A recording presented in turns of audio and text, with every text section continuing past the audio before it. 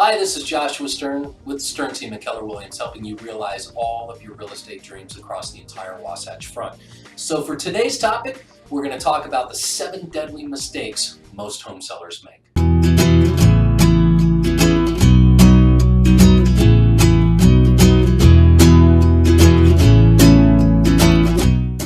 Thanks again for watching our video blog. Before we get started, I wanted to point out 2 features on the right of our site. First is a really great tool that you can use to get an instant and free home value estimate for your own home. Second is our buyer site, and this link is going to bring you to all of the real-time listings from all listing agents, all brokerages across the entire Wasatch Front, and it's all real time. Now back to our topic, the 7 deadly mistakes most home sellers make.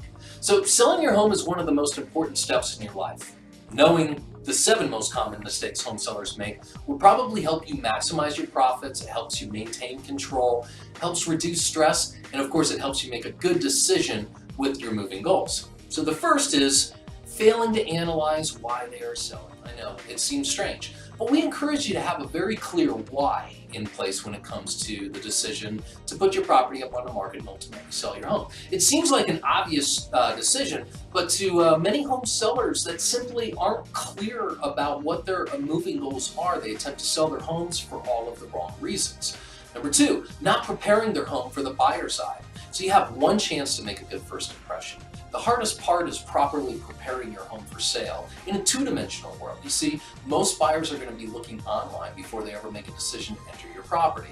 It is very important that you work closely with your agent to get the home staged properly, and equally as important to use a professional photographer when taking those photos, not your iPhone. Number 3, pricing their homes incorrectly. So let's be clear, we all want to get the most amount of money for our properties. Unfortunately, many sellers become unrealistic about their home's value, and after all, it's their home. So the error in pricing too high usually means that the home sits on the market for an extended period of time and becomes, in a way, blighted in the eye of the buyer.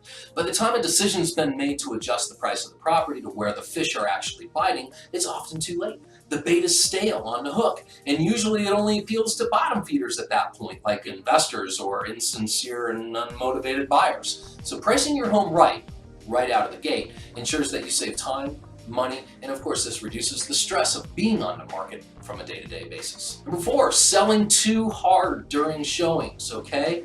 Nothing is more awkward for buyers than having a personalized tour of the home by the seller.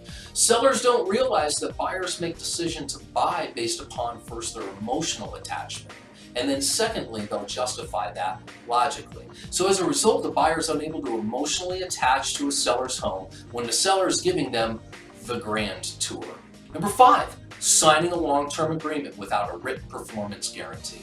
So sellers sometimes get a bill of goods by agents that are sitting across the table. Very gregarious and charismatic agents that tend to over-promise and under-deliver, unfortunately. And then they sign a long-term 6-month or a year contract with the agent, and the agent only calls, or the seller only hears from the agent when the agent wants a price reduction. And that's if they ever actually call again. So you should never get stuck in an agreement without a written guarantee of performance, or a cancellation contract that allows you, the seller, to get out of the binding contract if you're unhappy with the agent's performance. Number 6, making it difficult for the buyers to get information on their homes. Studies actually show that buyers are 3 times more likely to inquire about your property when there's no risk of feeling obligated, right? That means they shouldn't have to call you directly or call an agent directly to get the information. We tend to use text writers, so 24 hours a day, 7 days a week, buyers can text in and get all the photos and all the information about their home, and they can do that without the risk of feeling obligated to anybody. That means that you have 3 times more buyers coming through your home. So make sure whatever you do, make it easy for buyers to get information about your property. And finally, number 7, failing to obtain a pre-approved mortgage buyer, that is. So a lot of times sellers get very happy and excited that they've got a buyer that comes in, and maybe the buyer comes in with a pre-approval letter or a pre-qualification letter, but nobody ever did any due diligence with that particular lender to follow up to find out how far have they gone in this process. Because if I'm a buyer, I can call up a lender and say, here's my information to pull my credit and I make $1 billion a year. They have no way of really verifying that. But based upon that and having good credit, they say you would qualify for this loan.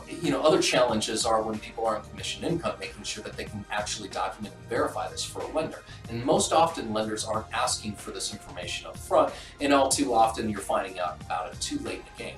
And nothing's worse than having your home off of the market under contract with a buyer, cannot buy your home for 45 or even 60 days, because during that period of time, you've lost the most important window of opportunity to garner sincere, ready to act, fully approved buyers. So do not make the mistake of accepting an offer without a full approval letter and having a conversation with that lender. Hopefully this has all been helpful for you. If you have any questions, please don't hesitate to email, call, or even text us. We'll be happy to take your questions.